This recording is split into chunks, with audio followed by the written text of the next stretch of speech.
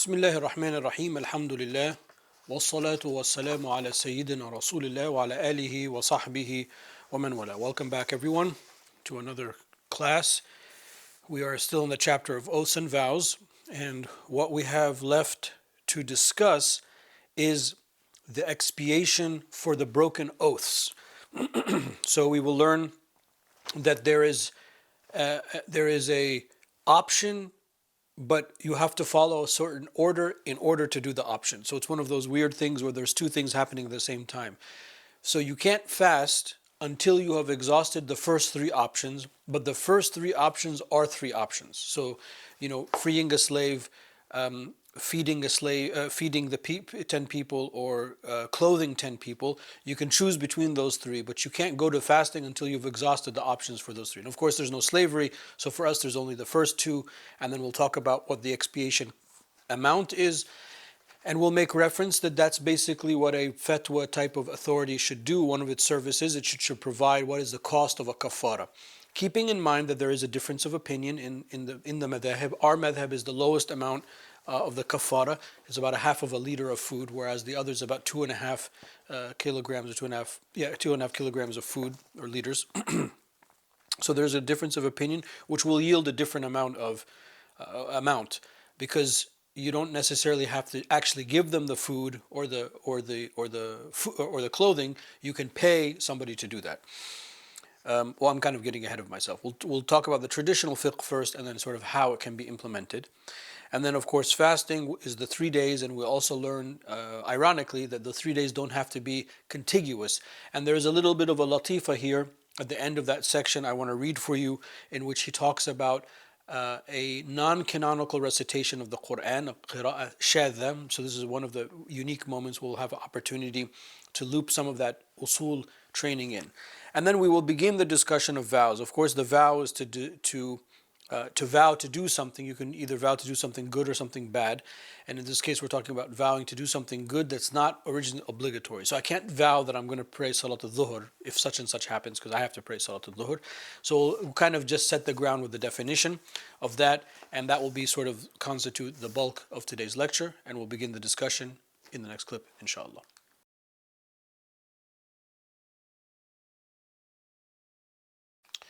So we begin the way we always begin, which is to turn to the direct Arabic text of Qadi Abu Shuja radiallahu anhu.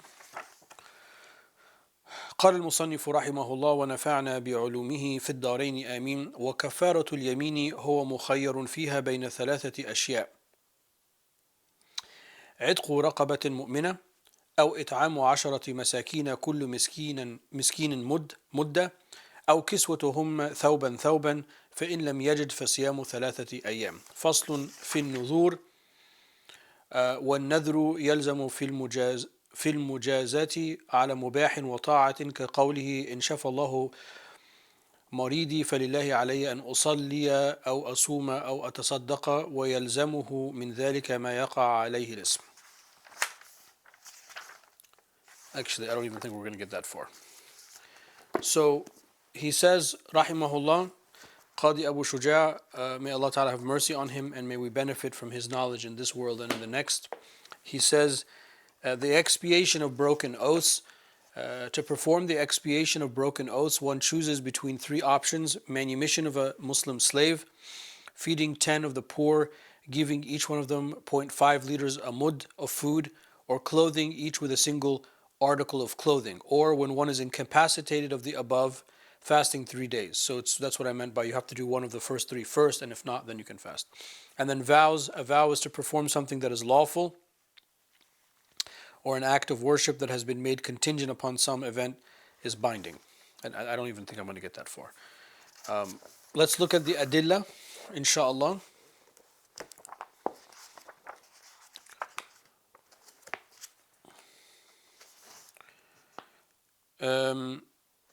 Kafaratul Yamin. This goes back to verse 89 in Al-Ma'idah, وَلَكِنْ يُؤَخِذُكُمُ اللَّهُ بِمَا عَقَدتُمُ الْأَيْمَانِ. That verse lays out those 3 things.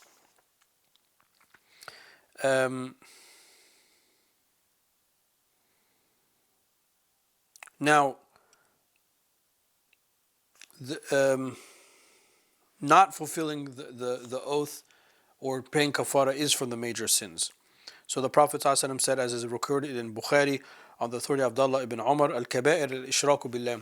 The major sins are shirk, associating with Allah subhanahu wa ta'ala, uquq al-walidain, being not mistreating your parents, al-ayman, وقتل النفس, killing an innocent soul, واليمين المغموس, and a false oath.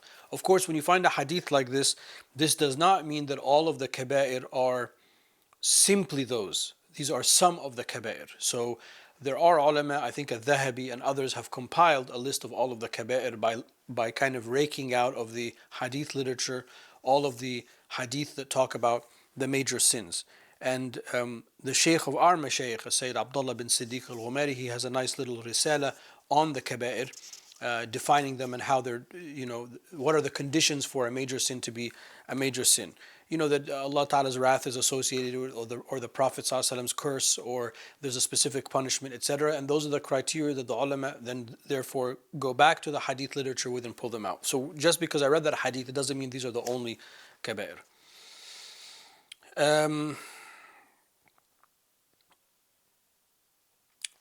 So the verse in 89 Ma'idah is فَكَفَّارَتُهُ. So the expiation, إِطْعَامُ عَشَرَةَ مَسَاكِينَ. So to feed 10 people, مِنْ أَوْسَاطِ مَا تُطْعِمُونَ أَهْلِيكُم.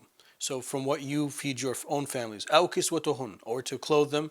أَوْ تَحْرِيرُ رَقَبَةٍ, or to free a slave. أو. So either. فَمَنْ لَمْ يَجِدْ. Whoever cannot find, meaning these last three, فَصِيَامُ ثَلَاثَةِ أَيَّامٍ. So fast 3 days. ذَلِكَ كَفَارَةُ أَيْمَانِكُمْ إِذَا حَلَفْتُمْ. This is the expiation of you break your oaths if you swear, or if you make an oath and you swear. If you swear to make an oath and publicly do it.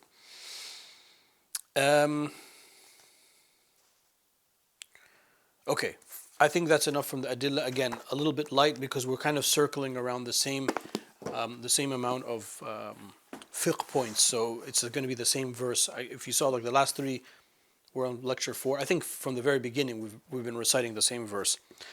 And sometimes the adillah is like that you can extrapolate a lot from it. Okay, now let's backtrack with the hashia as our guide as we go through this fiqh discussion together. So for the task for today is to talk about, for this lecture is to talk about the kafara, the expiation. Now,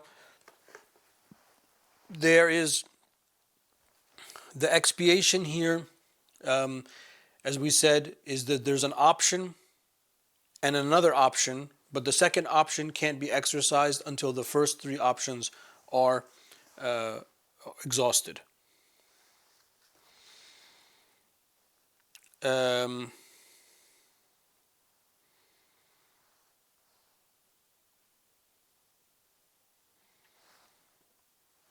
Okay. So, freeing a slave, a believing slave. From the waraqat class, hopefully you'll remember when we talked about how this is an example of takhsis, an example of specifying or specifying. So I can't cut my tongue. About takhsis, where we have the general order from the Quran, وَتَحْرِيرُ رَقَبَةٍ, in some of the expiations is to free a slave, and then elsewhere in the Quran it says وَتَحْرِيرُ رَقَبَةٍ مُؤْمِنَةٍ, to free a believing slave. So you take the restriction, the specifier in that second verse, a believing slave, and then it applies through all of the references of freeing a slave. So therefore the understanding is that to free a slave is to free a believing slave. And if I'm not mistaken, let me just go back, the verse specifically that deals with this, in this one, Ma'idah 89, it only says in the text of the Quran, وَتَحْرِيرُ رَقَبَةٍ, to free a slave. But we know that means to free a believing slave because of that usuli principle that we talked about. So all of the conditions, like when we talked about dhihar, or any matter in Islamic fiqh in the past, or we will talk about when we get to the section of itq, of manumission, freeing a slave means freeing a believing slave, a slave that is a believer. Now, I've mentioned it before and I'll mention it again. This highlights the Sharia's over concern with the freeing of slaves. So one of the meta principles of the Sharia, one of the قواعد الأصولية, one of the usuli principles is الشرع يتشوف للعتق. The Sharia desires and is biased towards the freeing of a slave. And that's why Allah subhanahu wa ta'ala has associated the freeing of the slaves with many types of expiation. So if you just went around and saying, I swear I'm going to do such and such thing, right there, that's an opportunity for you to free a slave. I mean, in the time in which there were slaves. So just worth highlighting. Of course, we don't have any slavery anymore. I understand that, but as we say all the time, we're still going to study the fiqh because, well, it's from the text of the Quran. We're not going to leave it, even though if some of the application of the Sharia is suspended, that's fine. That's just the nature of the dunya that Allah created, but it doesn't mean that we're not going to talk about it because that's part of the Sharia that we've inherited and part of the revelation. So that's the first option. Now, with this comes, I'll just make a couple of fiqh points and we can go on from that, about the slave being absent of any ailments, healthy. Just like when you have to buy something or sell something, there can't be any defects in it. We talked about that with slavery. Unfortunately, when it comes to this type of transaction, slaves are considered things, not people. So the buying and selling of things and having defects, we use that same language. Talk about slaves. Of course, slaves are people, but I'm saying from this vantage point of Islamic law, what fulfills the requirement for the slave to be filled is it has to be able to work, free of ailments and defects. You have to own the slave for you to be able to sell. Can't be someone else's slave. The same kind of things we talk about possession. So don't misunderstand that when the Sharia says and this is a type of shabah, this is a type of ambiguity in the Sharia. Do we treat the slave as a person or as a thing? Well, it depends what part of Islamic law we're talking about. Without doubt, by consensus, slaves are humans, and there are many hadith that praise the slave and talk about how the slave can go to paradise by doing this, that, and the other thing, and advising the slave owner to be kind to the slave, etc. But from the point of view of here, you think of the fiqh of things, of business transaction, to decide whether that particular slave would have fulfilled the requirements. Okay, we don't have to talk more than that. And then the second thing, well, then we have two more options, which is to feed and to clothe 10 of those that are considered masakin. When we say masakin, al-fuqara al-masakin, those that are poor and needy. I'm running out of time, unfortunately. Let me pick up the discussion, inshallah, in the next clip.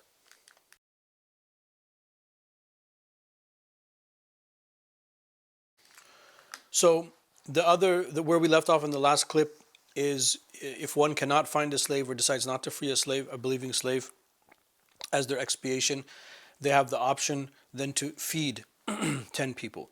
So when we say masakin, excuse me, we mean those that are poor and destitute, sort of the same categories that we find in zakah that comes from Surah At-Tawbah. And it has to be 10 individual people. So you couldn't give 10 meals to one person.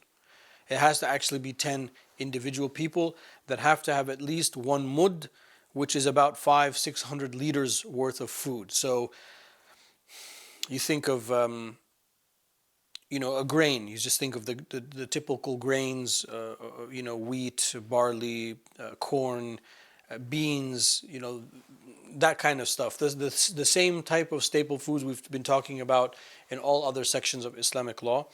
And it has to be at least that much of food. The condition is that this be the same foodstuffs that fulfills the requirement for Eid, for the Zakatul Fitr, the zakat that we pay before the end of Ramadan. And in this case, you can't give them non-staple foods. So that is a condition. So maybe my previous remarks made it a little bit more loose. It is specifically the same conditions for the staple foods that are taken out, or the value, the dollar amount, or the currency amount of the staple food that's taken out for Zakatul Fitr, meaning it's a staple food that is predominant in somebody's region.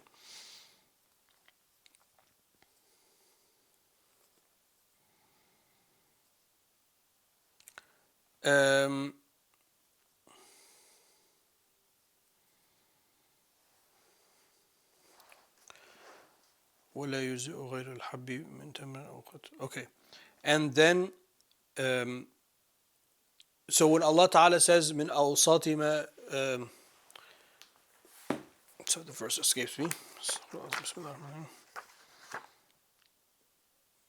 من أوساط ما تطعمون أهليكم. So to give them that which you are feeding your own family with, that's where sort of the understanding of that criteria is the staple foods, because you're going to eat what's considered staple, what's considered normal, and therefore they need to be given the opportunity to be given that as well. And then or to clothe them.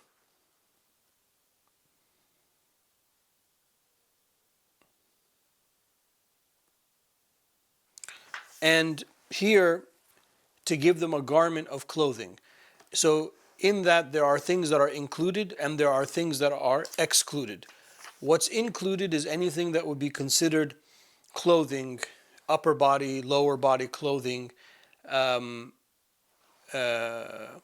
shirt, a turban, a head covering, a khimar for a woman, etc. But not gloves and socks. Those are considered accessories. I know that for some people they're like, well, it's not an accessory. You can't walk barefoot. Yes, but I mean, it's clothing accessory. It's not considered. You can't give somebody a pair of socks and be like, I gave you the garment. Al kiswatuhun. It's not a kiswa. A kiswa is something sort of the fundamental clothes that somebody, like the kiswa of the Kaaba. Like the main, we call it the kiswa. It's a covering. It's the main type of covering, and that obviously a lot of that has to do with culturally. In the desert, people wore sandals, as the Prophet wore sandals. I mean, he also wore khuf and things like that. But so it's not considered a major article of clothing. And also, this is an issue where it's very literal. So if you gave a large man a small garment, you still have given him a garment, because I guess the idea is he could use it for somebody else. So that would fulfill it. But that wouldn't be cool. I mean, I know there's not a legal definition the Shia saying that's not cool, but I guess that's almost like saying it's khilaful awla. It's not proper that you would do that, but it would fulfill the requirement and the obligation. So no, I said like no khuf, no shoes, sandals, socks, gloves.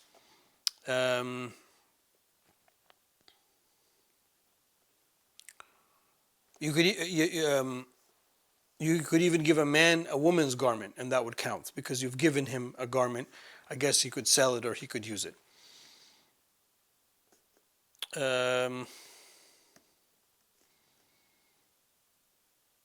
also doesn't have to be new,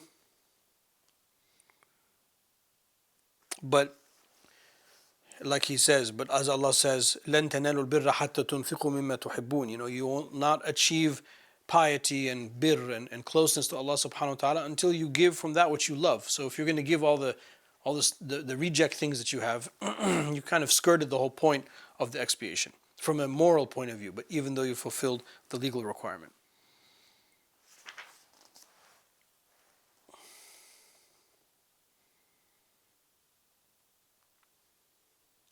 Okay, and then if those three things cannot be found, then the person is to fast, and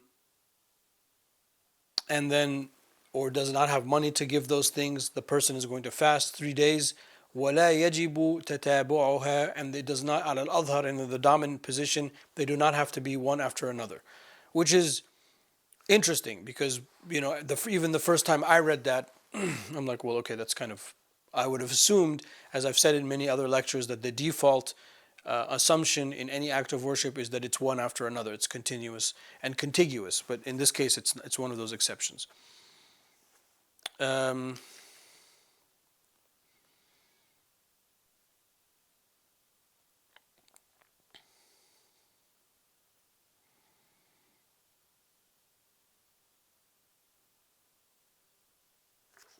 Okay, now this little latifa about the qira'ah ash-shadha. Of course, we know that we have the canonical recitations, just in case people don't know what I'm talking about. Those are the 10 recitations that have arrived to us with direct chains of transmission.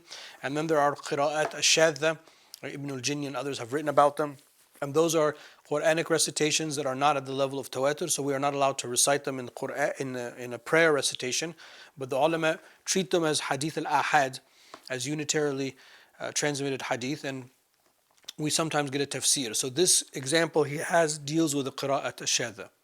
So he says if you oppose the three fasting days don't have to be consecutive. If you're opposed to that and say Ibn Mas'ud radiallahu anhuma read ثلاثة أيام متتابعات, he says القراءة شاذة, that is a non-canonical recitation. And he says القراءة الشاذة كخبر الواحد, it's like a unitary transmission. في الوجوب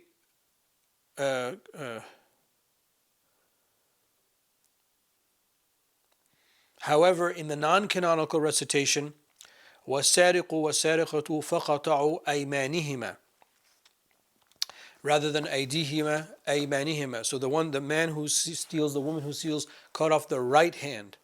He said, this is also a qira'ah shadha. And he says in the hadd punishment of cutting off the hands, we cut the right before the left.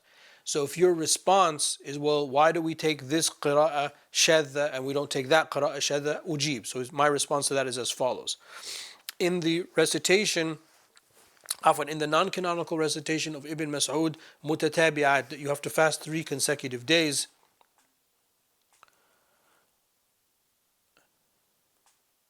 it's an issue of abrogation of the tilawa, of the recitation, and of the ruling. So therefore, because it's been abrogated, we cannot use it as dalil.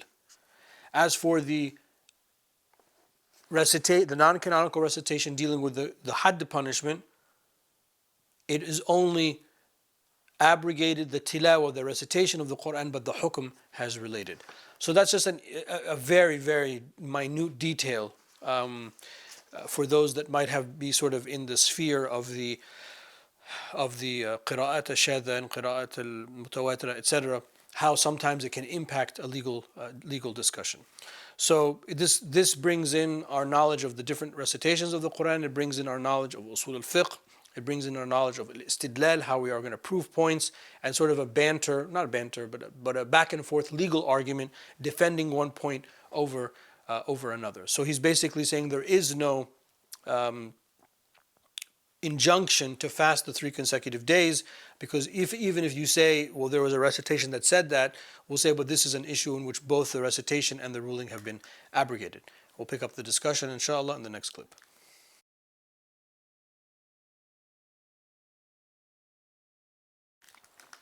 All right, so let me just backtrack and read what we've done before we go on. The expiation for broken oaths. To perform the expiation for broken oaths, one chooses between 3 options: manumission of a Muslim slave, feeding 10 of the poor, giving each one half a liter of food, staple foods, or clothing each with a single article of clothing, or when one is incapable of the above, fasting for 3 days. Okay, now vows. So he says a vow to perform something that is lawful or an act of worship that has been contingent upon some event is binding.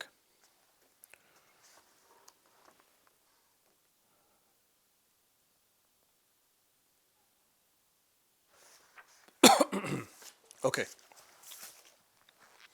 So let's talk a little bit about vows. Allah subhanahu wa ta'ala says in the Quran, this is in Surah Al-Hijr, verse 29, وَلْيُوفُوا نُذُورَهُمْ, let them fulfill their vows. And the narration or the hadith in Bukhari, on the authority of our mother Aisha alayha salam radiallahu anha, the Prophet sallallahu alayhi wa sallam, he said, مَنْ نَذَرَ أَنْ يُطِيعَ اللَّهَ فَلْيُطِيعْهُ, whoever vows to obey Allah, let them obey. وَمَنْ نَذَرَ أَنْ يَعْصِيَ اللَّهَ فَلَا يَعْصِيهُ, and whoever vows to disobey Allah, do not obey.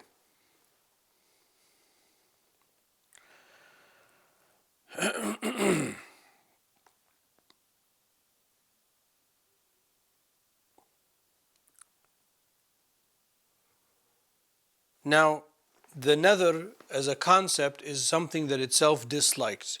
And there's another hadith tradition, he doesn't list it here. I forgot to get the the origin. Maybe it will come. It will come later. But the Prophet ﷺ said that this is sort of like a sign of a stingy person. You know, if I get this deal, then I'm gonna fast 2 days. So the Prophet ﷺ is saying, well, why wouldn't you fast 2 days anyway? Don't you believe in the meritorious act of fasting? So it's like he's like, you're stingy. You're gonna only do an ibadah when Allah Ta'ala gives you something from the dunya.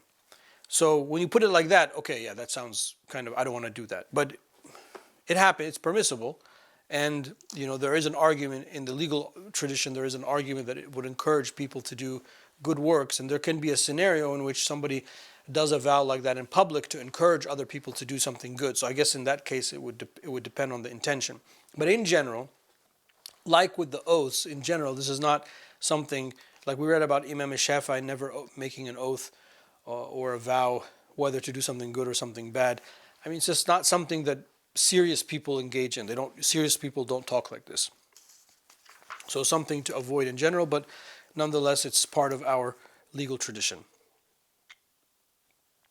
Of course, the vow here, we're talking about a vow from a Muslim.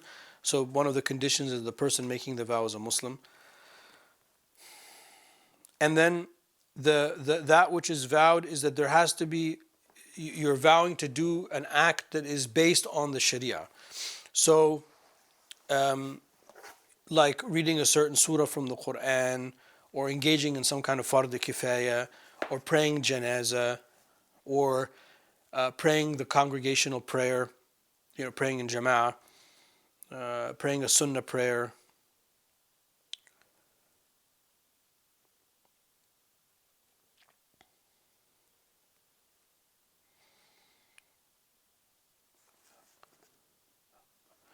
So, and then something that is not originally obligatory.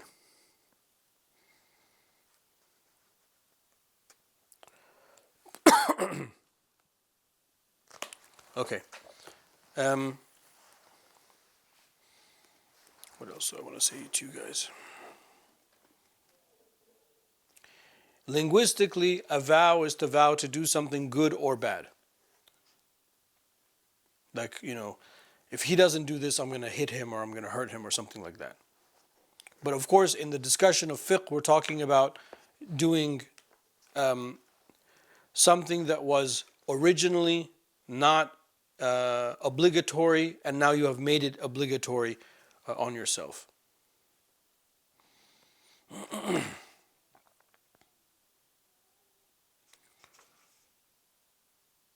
Okay. How long is this section? No.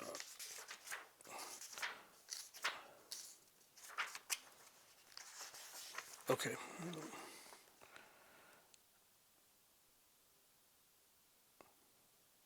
So you're not going to vow, for example, like if this my sick relative is healed, I'm going to pray Salat al-Dhuhr. That doesn't work because you have to pray Salat al-Dhuhr. Or if my sick relative is healed, I'm going to drink alcohol. Well, I mean, obviously that's a ma'asiyah.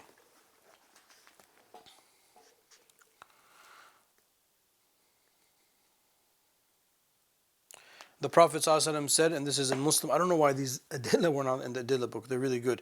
He said in Sahih Muslim, and this is narrated by Amran ibn Hasin, لا نذر في معصية الله ولا فيما لا يملكه ابن آدم. So you cannot make a vow to disobey Allah subhanahu wa ta'ala, or to make a vow with that which you do not possess. So if you have a special, let's say you have a special copy of Hashiyat al-Bayjuri, like you have the original, the first printed edition, and I don't have it.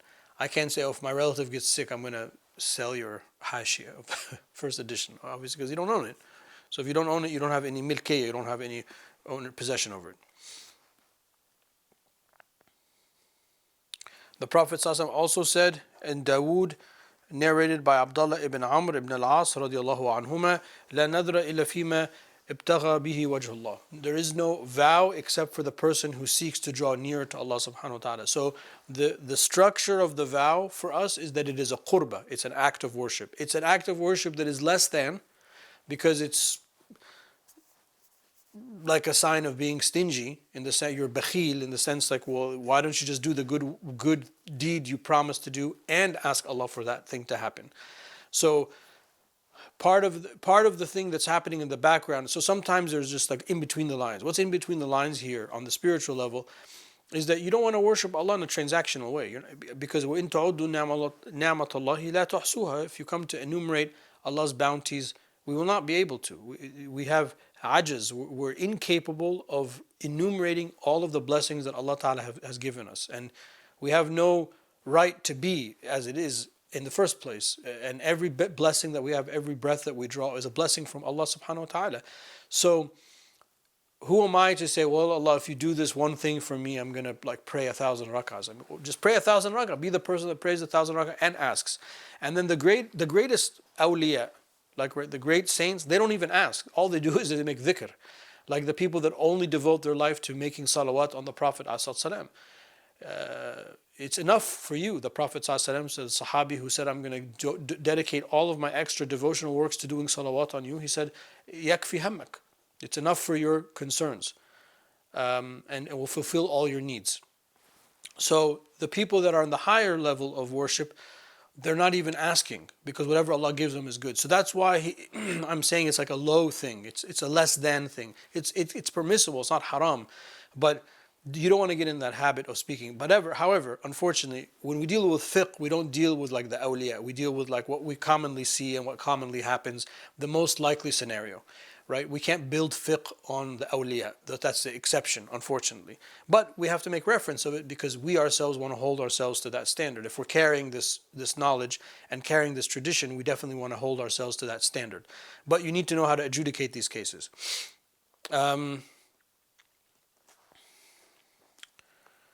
So, for example, if somebody made a vow to do something wrong or haram, so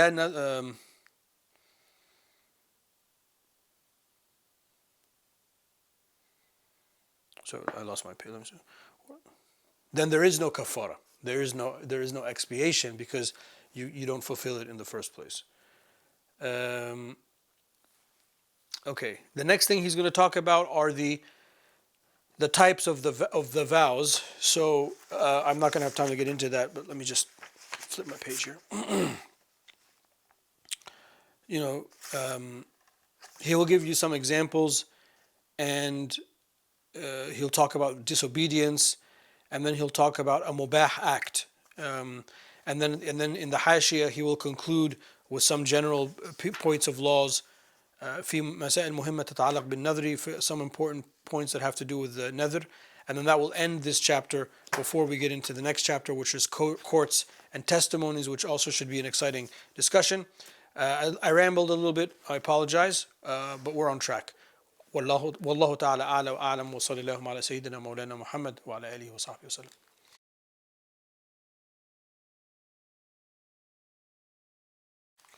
Alhamdulillah, in today's lecture we were able to conclude the section on oaths by talking about the expiation for the broken oaths. So we learned that the first order of business for the expiation, there's an option to do one of the three things: to free a Muslim believing slave, feed 10 of them, clothe 10 of them, and we talked about the fiqh of that. And if you've exhausted those three and can't, because you're poor or you don't have the possession or whatever, then you fast 3 days. And we learned that the 3 days don't have to be consecutive. And with the food, we learned that the marker is you have to give each person a mud of food, and the mud, as understood in the Shafi'i madhab, is about half of a liter of food. Staple foods, that is, 0.5 liters of staple foods. And we use the same criteria that we use for zakatul fitr, which is taking out the staple food before the Eid prayer after Ramadan. We use the same criteria. So, min awsati ma tut'imuna ahlikum, Allah says in the Quran, from that which you are giving your own family, which is the staple foods that are in the area. It's not going to be that much money, as a matter of fact. And the money thing, and it was another point that I didn't necessarily highlight, but I want to mention in the conclusion, which is most modern fiqh bodies will just tell you, oh, the amount, the dollar amount or the local currency amount of the kafara this year is, and they'll give you a number which is going to be very similar to the zakatul fitr number, you know, X number of dollars per person, for example, or X number of pounds per person, francs or whatever the case may be. Because usually what people do in the modern world is they will pay an agency that will feed the people. You can certainly get 10 different packages of over half of a mud of food and give it out, but usually in the modern world people don't do that. And then we started to talk about vows. And we talked about to vow to do something good or bad is linguistically a vow. Here we're talking about the vow to do something good because we do not allow the vow to do something bad. It's just, he will talk about it later in the text. But the concept of the vow, as I was saying, is less than. It's not like a good habit to do because it's almost like you're stingy to do the good act unless Allah Ta'ala gives you something. But the higher form of worship is to see that everything is from Allah Ta'ala and we're swimming and drowning in His blessings just to do the good act anyway. And then we didn't get much further than that. Those are the main points we talked about. Alhamdulillah Rabbil Alameen. Wa sallallahu ala Sayyidina Mawlana Muhammad wa ala alihi wa sahbihi wa sallam.